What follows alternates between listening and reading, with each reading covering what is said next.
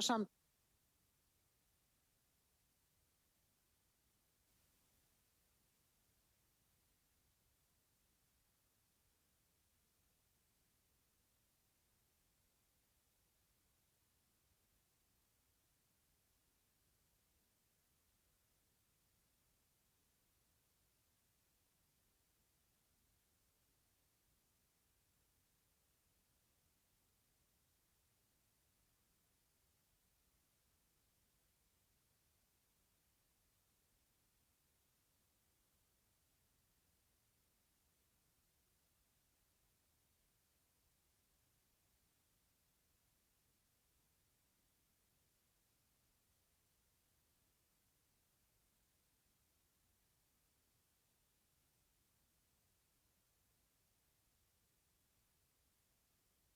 Ein sekúnda.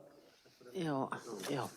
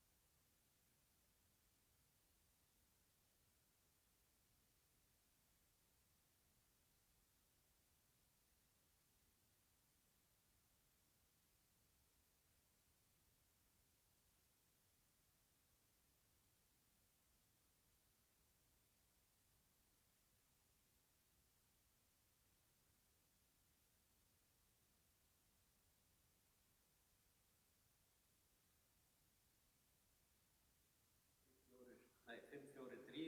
Þetta sá. Og núna eru 8, 7, 6, 5, 4, 3. Kæru vinir, verið velkomin hingað í Vídalískirkju og sérstaklega þú, kæra Elísabet. Hér erum við með 3. og síðasta stefnumótið á þessu hausti og á sunnudaginn næsta er minning látinna og þá kemur ekki Elísabet, þá kemur Edda Björgvinsdóttir og ætlar að tala í minningu látinna í Garðakirkju klukkan 11. Mér langaði bara svona að minna á það. Og við erum búin að vera með þessa frábæru viðmælendur og það var þannig í sumar að þá vorum við undirbúið þessi stefnumót og ég átti að velja minn viðmælanda. Ég fékk að vísa að taka líka viðtal við Sigríður Thorlacius í síðustu viku en við máttum velja okkar viðmælanda og það bara fyrsta sem kemur upp í huga minn bara, ég ætla að fá hana Elísabetu Jökulsdóttir, það er alveg á hreinu og ég pant hana, sagði ég bara og þið verða að finna eitthvað annað og svo ákváðum við að þetta yrði í dag, 1. nóvember og ég hringdi í þig og þú tókst mér vel og svo þegar ég nefndi dagsetninguna þá kom svona þögn í síman og þú sagðir við mig já og þetta á fæðingardeginum hans Hrafns bróður. Þetta afmælisdagurinn hans og við ætlum einmitt að tala list og sorg og það má náttúrulega segja þig og þína fjölskyldu, þetta bara hópur á listamönnum og það var Hrafn á sinn hátt en það var alltaf merkilegt að það hitti á þennan dag.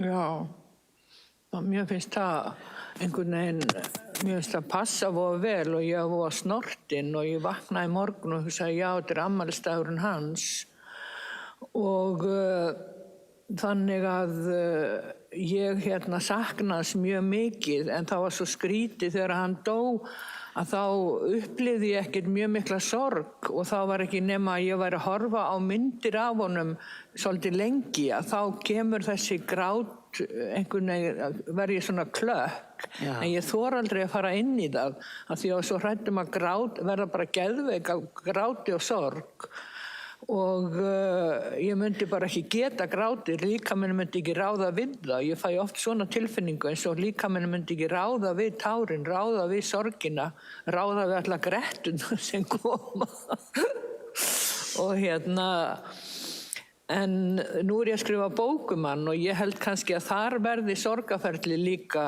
í bókinni þótt að sé ekkert döpur bók og hún hann þegar hann var lítill og hann var algjör gleðigjafi í fjölskyldunni og svo var hann bara svo atorkusamur og mikill eldhugi og með mikla persónutöfra þannig að enginn stóðst hann þegar hann var að fá fólk til að vinna með sér. Þannig að eða sigur okkur. Þannig að já, 1. nóvember hefur alltaf skipað sess í mínu hjarta. Er þetta ekki allra heilaga messa líka? Jú, það er já. Þó við séum að halda hátíðlegt á sunnudaginn, þá er það 1. nóvember, það er rétt hjá þér. Já. Og og ég ætlaði að segja, nú ætla ég ekki að ganga nærri þér, Elísabet, af því þú ert til að segja, heyrðu kona góð, hafðu stjórn á þér, en af því þú segir við mig, þú segir, ég legg það ekki á líkamann, ég legg ekki að fara að gráta og fara inn í þennan sársauka. Þú ert í rauninni að segja það, en svo ert að segja í leiðinni, þú veist, kannski er það bara ekki mín leið, kannski verð ég að vinna þetta miklu, miklu hægar og öðrum forsendum og þá mér finnst það svo merkilegt hvernig þú talar að þá talar að skrifa og það sé þitt sorgarferli, að því við erum að tala list og sorg, að þú ert kannski bara manneski sem þarf að gera hlutina svolítið hægt og hljótt. Já, það getur verið, en stundum gerist það bara mjög fljótt eins og ég með bók sem ég orti dauða mömmu. Mamma dó í maí 2017 og svo var ég farin að yrkja ljóðin til hennar bara í október, þá voru bara nokkri mánuði sem liðu. Og ég sat á örugglega fyrr, ég sat á heilsuhælinu í Hveragerði og á kvöldin í eldhúsinu og orti þessi ljóð. Ég var ofboðslega ánægð með þessa bók og ég grét ekkert þegar mamma dó heldur, ég græt ekkert, þetta hefur verið minn akkillesarhæll, Já.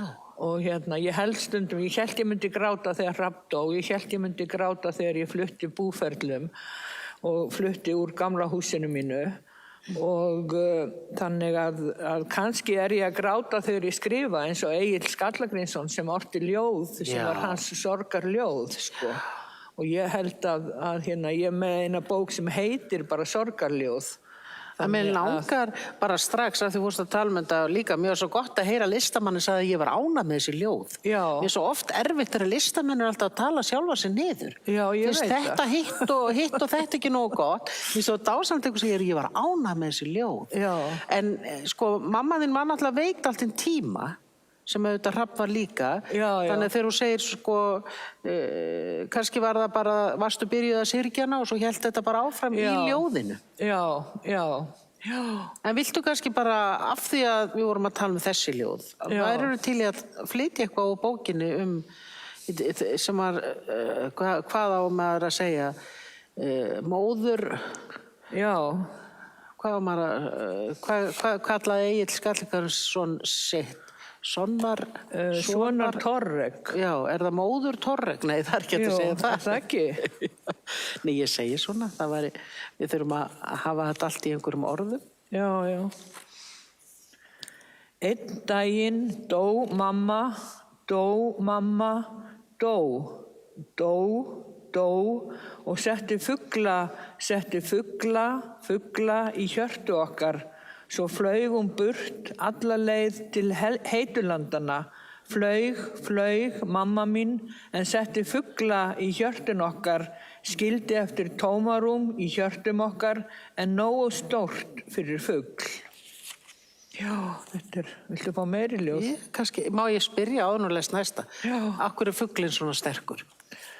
Fuglinn er náttúrulega táknbæði fyrir dauða og frelsi og líf. Hann flytur oft váleg tíðindi og mér fannst mamma breytast í ált þegar hún dó og alltaf ef ég sá svani eða áltir þá hugsaði ég að þarna er mamma og svo var ég orðin breiða út vængina og þetta, þannig að ég held að þetta kemur oft svo bara ósjálfrátt hjá mér sko en ég bara þegar ég tala við þig þá fatta fuglinn er ekki bara tákn fyrir gleði og frið, hann er líka tákn fyrir sorg og ég hef heyrt að mjög margir og Svandís Svavarsdóttir hefur sagt frá því á Facebook, þannig að ég má alveg tala um það að hún sá mömmu sína þegar hún dó eins og Márírarlu og svo alltaf þegar hún sá Márírarlu þá fannst henni hún sjá mömmu sína.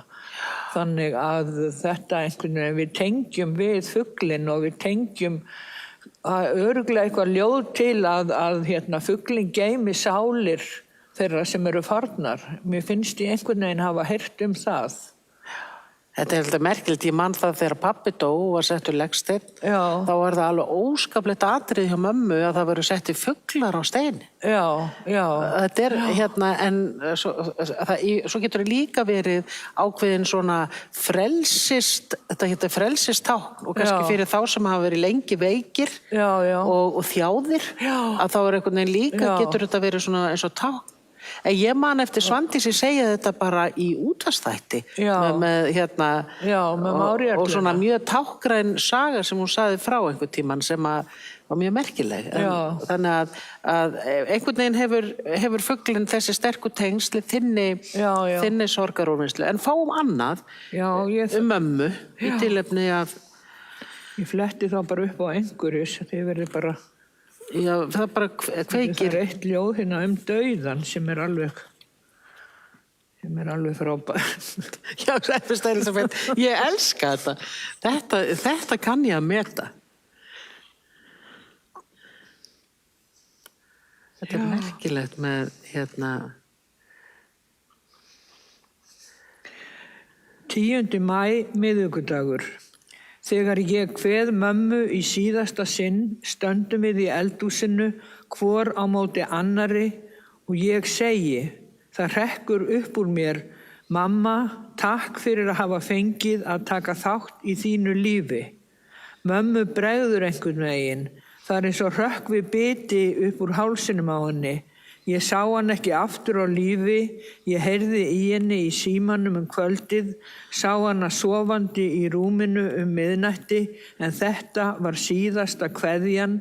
Svo var hún rokin, ég er rokin eins og hún sagði sjálf í gamla daga. Yndislegt. Þetta nú svona lýsing á henni. Já, alltaf rjúkandi, sko. Já, og svo líka sko, takk fyrir að fá að vera hluta þínu lífi. Já. Þarna varstu að tala við hana tilfinningalega. Já. Þú veist að þakka henni fyrir og eitthvað Já, svona. já. Og var hún þannig kannski, henni fannst það kannski ekkit þægilegt? Þegar Elísabet var að tala tilfinningalega, eða hvernig var það? Jú, henni fannst ég stundum of hafa of mikið af tilfinningum. Já. Hún hafði það sjálf, hún var bara, held ég, búin að bæla það niður í sínu alkohólíska hjónabandi. Já. En ég hef ekki heyrt vitað neina manneski sem var eins viðkvæm og tilfinningarík og hún. Já, hún hleypti bara ekki út. Já. En mér langar, Elísabet, sko, þú veist, af því að þannig með fólk sem að allir þekkja, Já. eins og þína fjölskyldu, að maður, þetta er náttúrulega aðalegt álag. Já.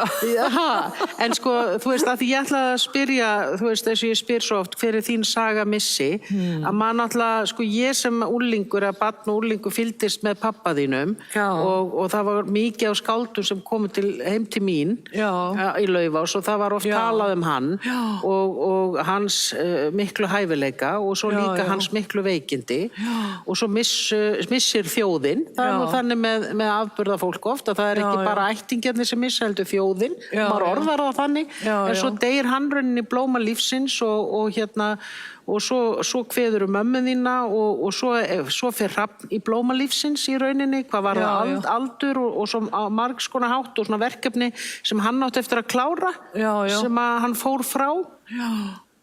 Þú veist, ég get nefnt þetta, en ef ég, sko, þetta er það sem við vitum öll. Þá spyr ég, sko, hver er þín saga missi?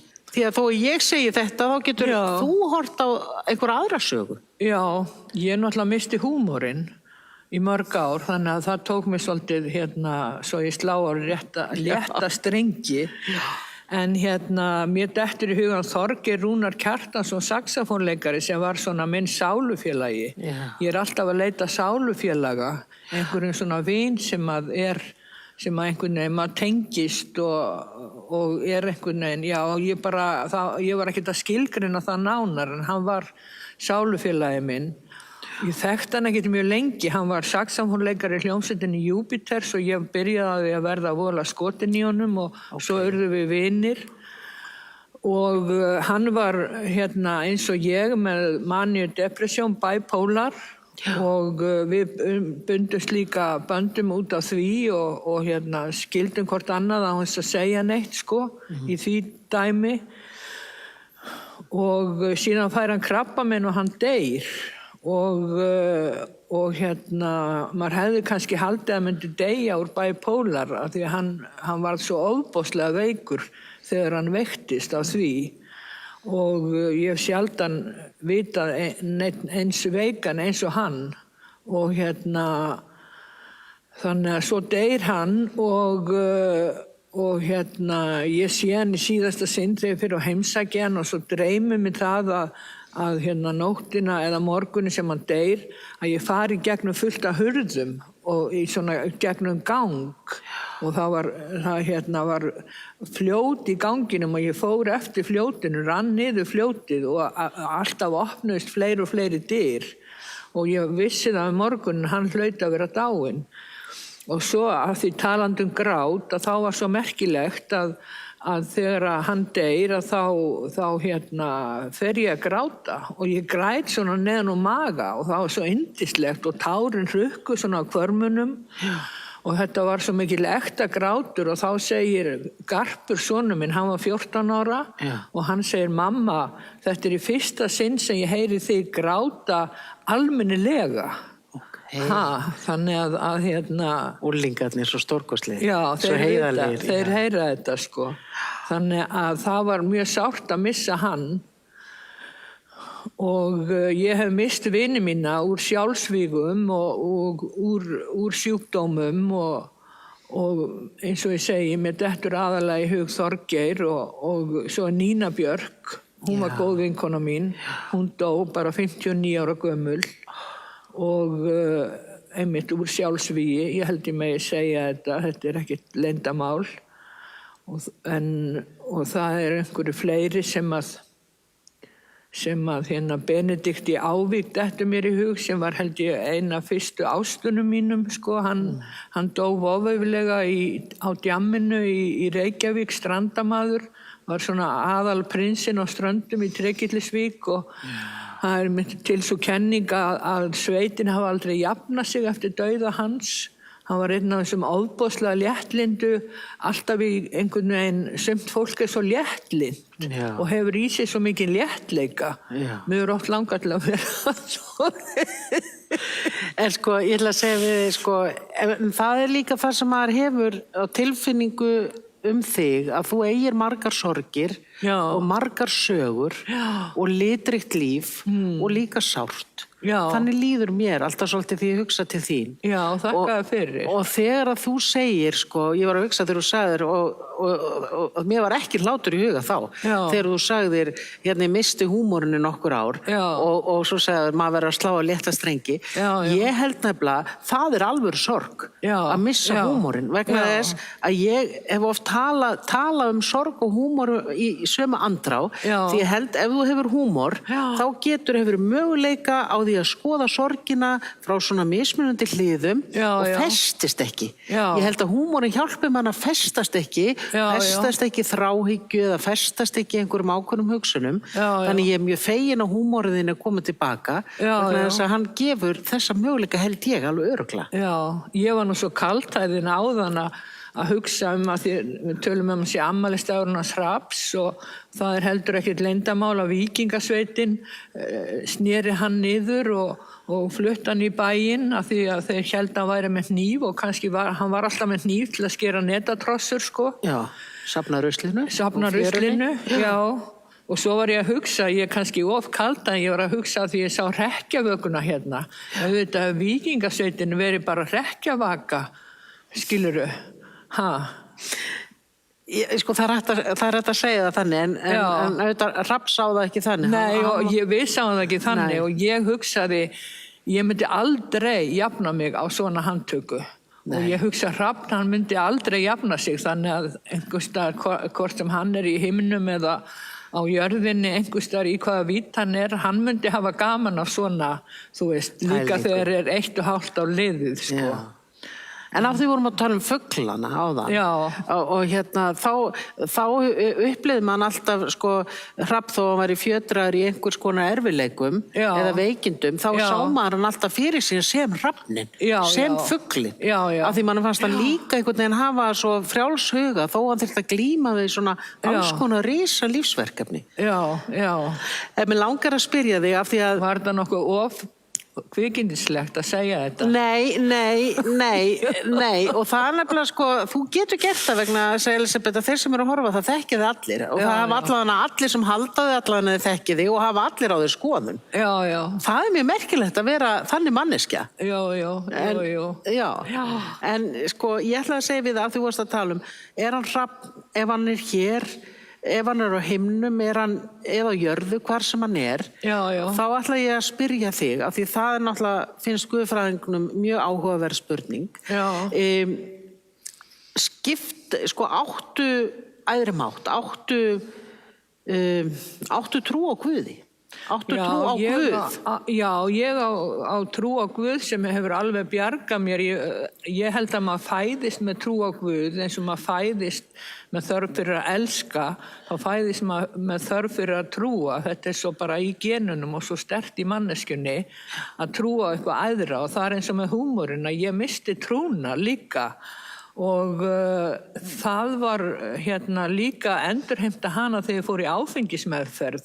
Þá var lögð áherslu á það. Nú held ég að það megi ekki í meðferðum, en ég skal ekki segja það. Það er ekki vinsælt? Nei, það er ekki vinsælt, sko. En ég fekk trú að ég var í meðferð á Vífilsstöðum og fekk þar trú að æðri mátt. Og ég átti svolítið vandræði með það því ég vildi hafa það fyrir konu, þannig að ég oft þegar ég bið, það kemur svona í tímabilum, sko, að ég bið, en ég er að biðja núna bara örstutt á kvöldin, sko, bið Guð eða gyðjuna að passa allir heiminum og passa fjölskyldu mína Þá líður mér betur og þetta eru bara 2 setningar, sko. Já. Stundum hef ég beðið meira en stundum bið ég ekki neitt og geng bara á Guðs vegum, vonandi. Eins og vinur minn sagði, hann sagði, ég er ekkert mikið að biðja, ég geng bara á Guðs vegum. Já. Mér fannst það svolítið gott af því að maður verður oft svo þjakaður af trúnni að maður trúi ekki nóg og maður trúi vitlaust og Guð sé svona eða hinsegin og einhver sé að segja manni hvernig Guð er. En ég held einmitt þetta og ég trú á Jesú og Maríu mey. Ég sagði við Jesú þegar ég fór til Palestínu, ég sagði bara, nú er ég tilbúin að leggja bara líf mitt í þínar hendur og einhver tíman fannst mér þetta er nú varla hægt að segja frá þessu, en einhver tíman þá fannst mér, ég var lá í rúminu og mér fannst einhver verið að þvo á mér fæturnar og það eru mörg ár síðan og ég hugsaði að þetta er bara Jesú, hann vill að ég verði læris. En fallegt. Já, þetta var alveg magnað. Stundum sé ég svona dulræna hluti eins og einu sinni kom pabbi til mín og var í 3 vikur. Þangað til ég spurði hann hvað viltu pabbi? Og þá svaraði hann því og þannig að ég finn stundum, ég er svona bergdreimin stundum, ég er ekkert mjög vel við að vera bergdreimin en stundum verði ég vör við svona eitthvað sem er í annarri vídd held ég. Og mér finnst nauðsynlegt að hafa Maríu mey, mér finnst nauðsynlegt að hafa þessa kvenkraft og ég var fúl út í Lúther fyrir að gleyma Maríu mey í þessu öllu saman. Hann er örugglega bara við sem mikill uppreisna maður, sko, af því hann þurfti einhvern veginn að ná þessu öllum frá. Já. Sko, ef hann hefði lifað aðeins lengur og þroskast meira, þá hefði hann kannski tekið þetta bara með inn aftur, sko, maður veit það ekki. Já, nei, maður veit það ekki. Hann var allavega í einhverju baksli. Mér finnst alltaf gott þegar þú segir, sko, þú veist, ég er bara með stuttabæn, þetta eru bara 2 setningar. Já. Mér finnst það svo fallegt og ég man eftir að var einhvern tímann var verið að fá börn til að skrifa niður bænirna sína og svo marga fallegur og svo var eitt svona vissi ekki alveg hvað hann átti að skrifa. Þá skrifaði hann bara Guð takk fyrir komuna. Já. Hann efaðist ekki návist Guðs og bara þakka hann minnilega fyrir komuna. En ég ætla að segja við þig, ég tók eftir bók sem hún komst með sem heitir Lítil sál sem aldrei komst til jarðar. Og af hverju skrifaðu þessa bók? Þetta er út af því að í fjölskyldunni var erfitt að eiga barn og það voru margar tæknifrjóvganir og það var alltaf verið að missa fóstrið og jafnvel ef það kom á eðlilegan hátt eða þennan venjulega hátt að þá var missir. Og þegar þetta var búið að gerast 8 sinnum eða hvað oft að þá bara þoldi ég ekki lengur við og skrifaði þessa bók og hún kom bara á einu kvöldi, hún bara rann upp úr mér. Þetta hefur gerst áður að ég skrifaði eina bók á einni helgi og núna var ég að skila handriti sem ég skrifaði einu mánuði núna í október, kallað októberhandritið. Já. Og þetta gerir stundum, svo er maður 10 ára að gera leikrit eða aðra sögu, skilurðu, þannig að þetta er svo ofboðslega misjafnt hvernig þetta kemur. Heldur þú verið í 10 ára að skrifa Hrafn? Nei, vonandi ekki, hún á að koma út næstu jól. Já. Þannig að... Núna jólin? Nei, ekki núna. 2024, já. Já, en hún má koma út hvenær sem skilurðu. Já. Þannig að þetta er alltaf viða meira eftir því sem ég skrifa meira þá... er þetta viða meira og ég er að tala við vini hans og fjölskyldu og svo þarf ég að athuga með Facebook síðan hans þar sem hann setti inn sína tilfinningar og vinna úr því einhvern veginn og sitt dauða stríð, sko, hann var með það á Facebook sem að örugglega hefur hjálpað mörgum, held ég, sko, af því maður var svolítið að hugsa af hverju kemur hann með þetta á Facebook en ég held hann hafi bæði hjálpað sjálfum sér og öðrum að gera þetta svona opinbert af því það er ekkit allir sem geta það þótt þeir vildu kannski. Nei og það er líka fyrir okkur hinn sem lásum það sem hann setti fram. Þú veist, okkur fannst líka gott að segja eitthvað við hann. Skilur, og hann gat ekki tekið á móti öllu þessu fólki og það urðu einhver svona samskipti sem voru falleg. En ég ætla að segja, aftur að fara þessari bók. Mér finnst svo merkilegt að fólk gerir eitthvað eins og þú sest niður og skrifar þessa bók. Og ég man eftir að Hildur Sisti skrifaði ljóðabók sem heitir Meinvarp þegar hún var í krabbameinsmeðferð. Ég held að hún hafi skrifað hana eins og ósjálfráða skrift og ég heyri að þessi bók sé þannig og ég ætla að segja eitt sem er rosa geggjað. Já. Og bara gott að við erum ekki í beinni útsendingu. Já. Að ég hef alltaf tilkomin þegar svona gerist. Já, Þá sé bara heilagur andi að skrifa í gegn. Já, ég held það. Já.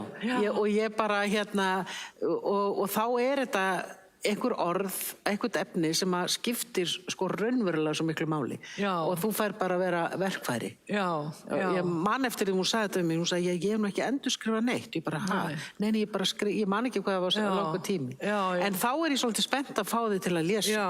Vegna þess að af því þú ert hérna fyrir hönd Heila Sanda. Já. Með þessa bók.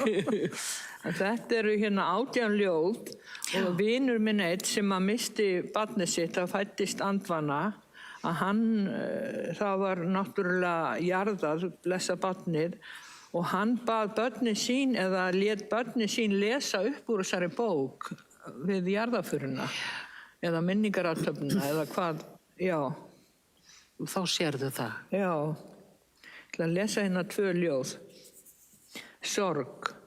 Sonur minn varð fyrir sorg og ég vildi taka hana frá honum þegar bróðir hans benti mér á að þetta væri hans sorg. Og svo hitti ég konu út í búð sem sagði að sorgin væri eign.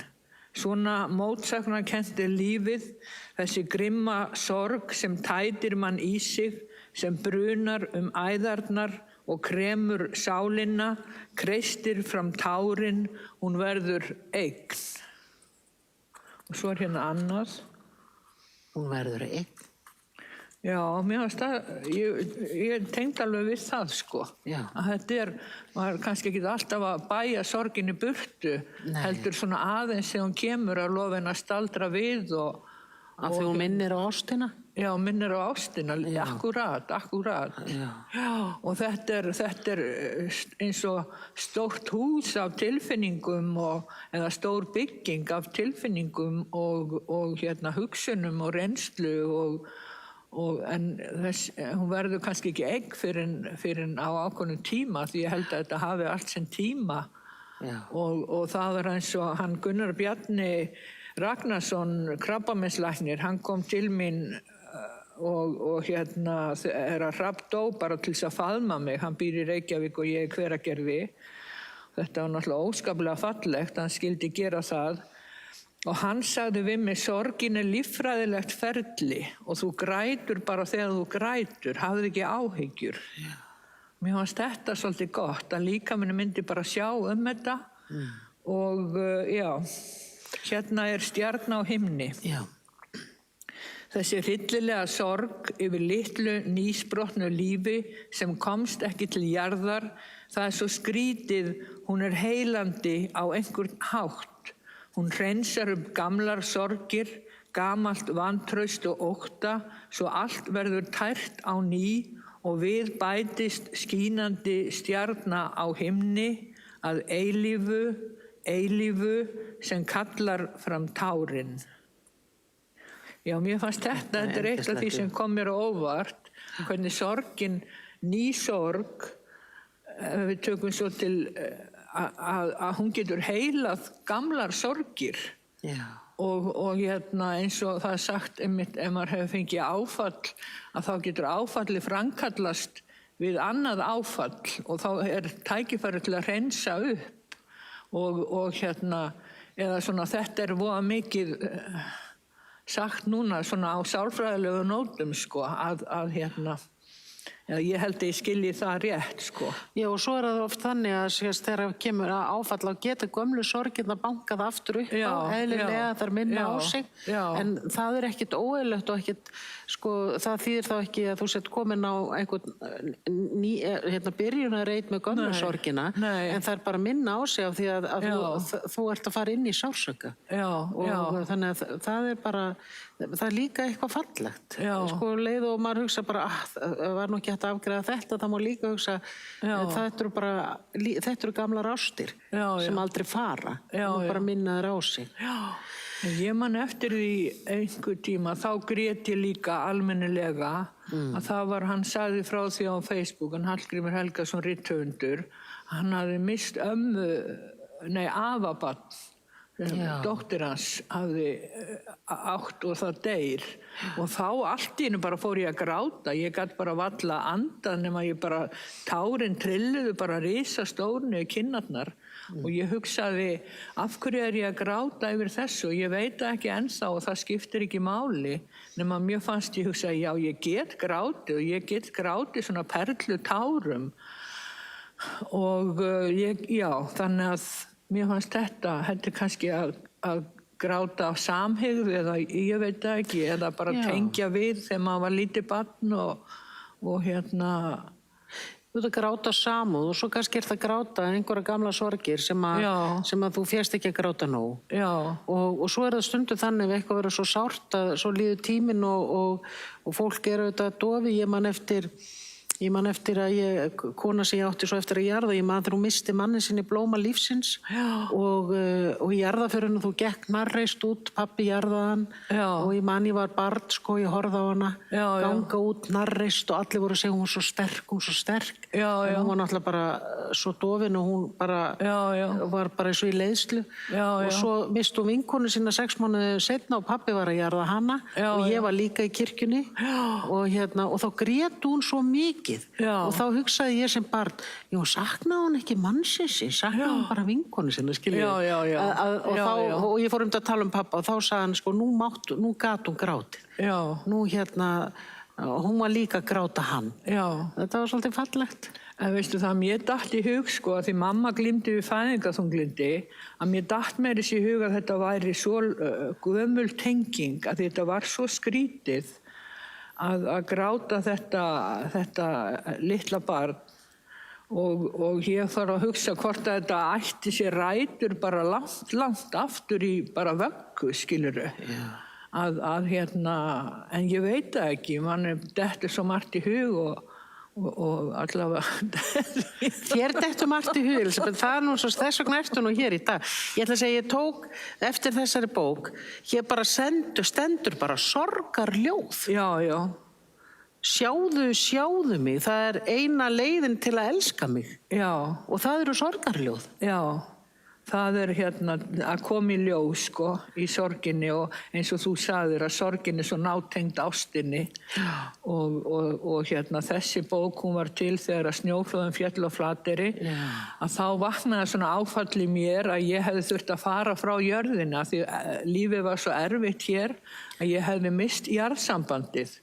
Og vantaði alla orkunir í fæturnar og var bara að hugsa með höfðinu og var í höfðinu á mér eins og sagt er svolítið mikið núna og svo fóru þessi ljóð að koma eftir snjóflóðin og ég fór upp á hverju kvöldi og handskrifaði 1 ljóð alveg fram að Þorláksmessu. Þá fór ég með bókina í prentun og þeir prentu hana líku við á Þorláksmessu og að því snjóflóðin féllu þarna í október, lok október, minni mig, og þannig að þetta varð bókum og svo kemur hún til jarðarinnar, hún yrkir sig í gegn, hún kemur til jarðarinnar og hún hafði náttúrulega týnt röddina því röddin kemur úr líkamannum og ég hef lært söng í 8 ár, þá áttar maður sig á því að röddin er bara í líkamannum og hún verður að það má ekki klemma hálsinn og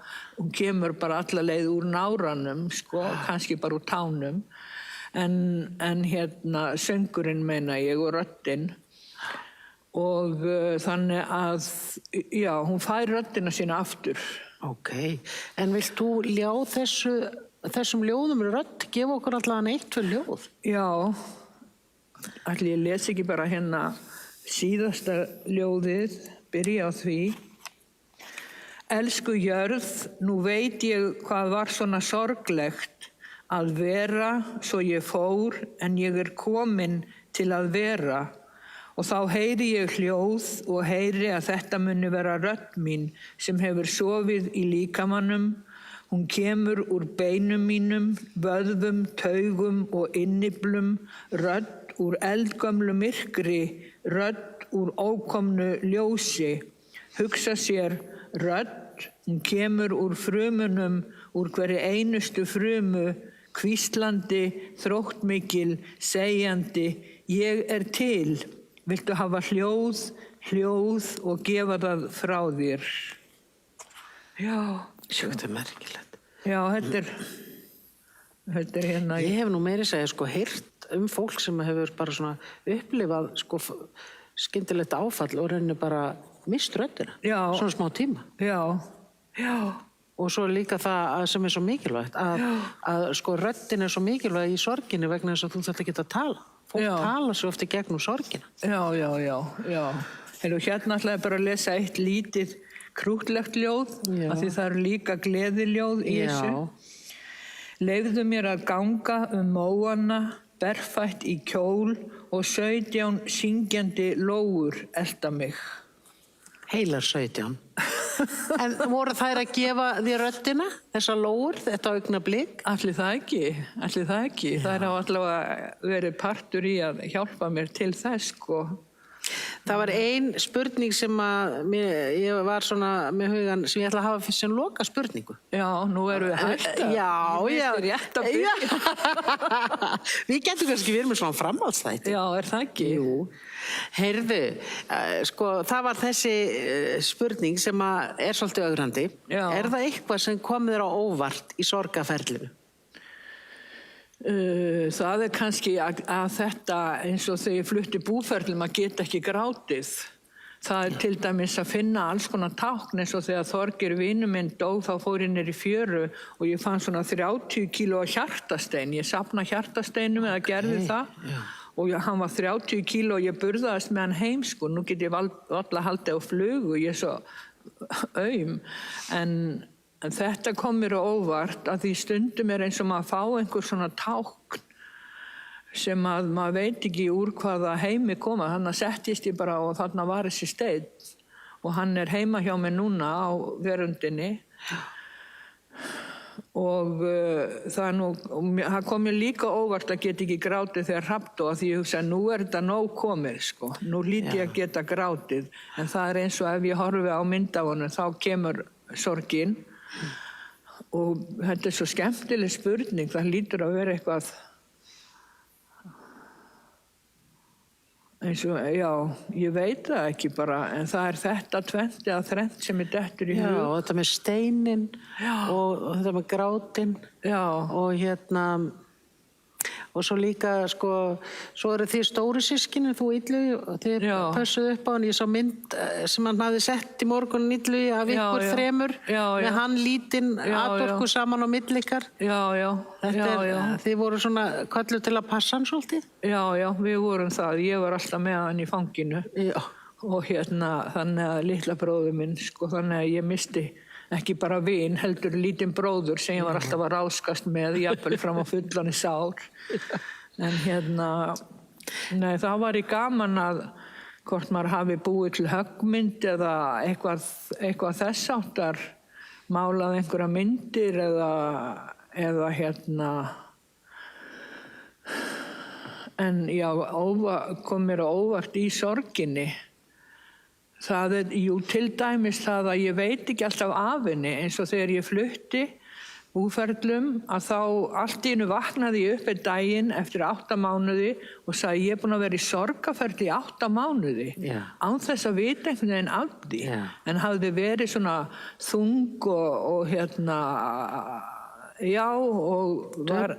döpur og það var allt svo erfitt sko, mér fannst ég svo hæg, mér fannst ég verða svo gömul og augun einhvern veginn urðu svona daufegð og mér fannst ég missa svona þetta unga við mig en svo bara vaknaði ég upp bara eins og það er svo skrítið hvernig maður er og maður er ekkert bara úr þessu efni, maður hefur hennan anda og andagift og þetta var einhvern veginn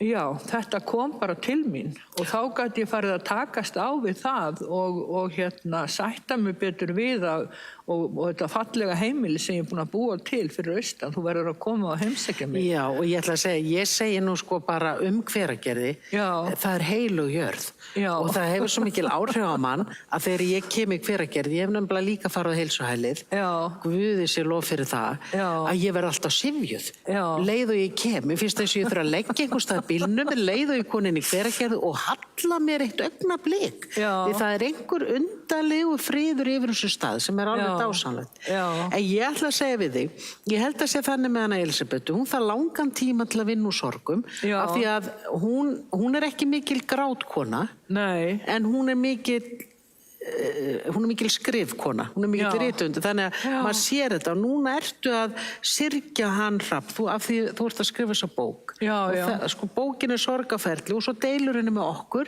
og við verðum þakklátt fyrir, eins og með þessa bækur. Já, já. En ég veit að þú ætlar að nota daginn í dag með þínu fólki líka í tilefni af þessu. Já, það er minningaskákmót Hrafn, 80 manna minningaskákmót út Aflagranda. Dásamlegt. Það sem meiri sér Sjokolov kemur, hann hlýtur að vera rússneskur eða ég veit ekki hvaðan hann er, sko. Kannski er ekki hægt að komast frá Rússlandi en hann allavega kemur og borgaði bara farið sjálfur og heimsfrægur stórmestari. Já. Og Róbert Lagermann sem var besti vinur Hrafns, hann á heiður skilin vegna þess að hann hefur verið að skipuleggja þetta skákmót í minningu til heiðurs Hrafni. Dásamlegt. Og við ætlum að fara á það og hann var búinn að lofa mér að ég mætti leika fyrsta leikin en svo verður það fórsetinn sem leikur fyrsta leikin. Já, en ég er náttúrulega líka fórseti. Já, þú varst næstu því fórseti, þannig að mér finnst sko, ég er bara að skora á Guðna, sko, þið taki bara þetta saman. Já, ég alveg, mér finnst það frábært að hann gerir það, sko. Hrafn hefði haft gaman að því, sko, heldur en stóra systir, sko. Já. En og svo ætlum við að fara að fá okkur pítsu hérna í Garðabæ, í Flatey í Garðabæ. Já. 14 manns. Já. Þetta, sko, á öllum aldri. Já, og þetta skiptir svo miklu máli að við blessum minningum þeirra sem hafa mist. Það er okkar framtíðartengsl. Þannig býr þetta fólk áfram með okkur af því að þó þau hafi kvatt, þá höfum við ekki hægt að elska þau. Nei. Þakka þér Elísabet innilega fyrir. Já, þakka þér. Og bara innilega. Og ég minni bara á sunnudaginn í Garðakirkju klukkan 11 og Edda Björgvinsdóttir ætlar að tala og við ætlum að vera með yndislega tónlist, kveikju kertum í minningu þeirra sem við elskum og höfum mist. Og ég minni líka á það að svona stundir eru bara víðsvegar í kirkjum landsins. Guð blessi ykkur öll og þakka ykkur fyrir samverun í dag.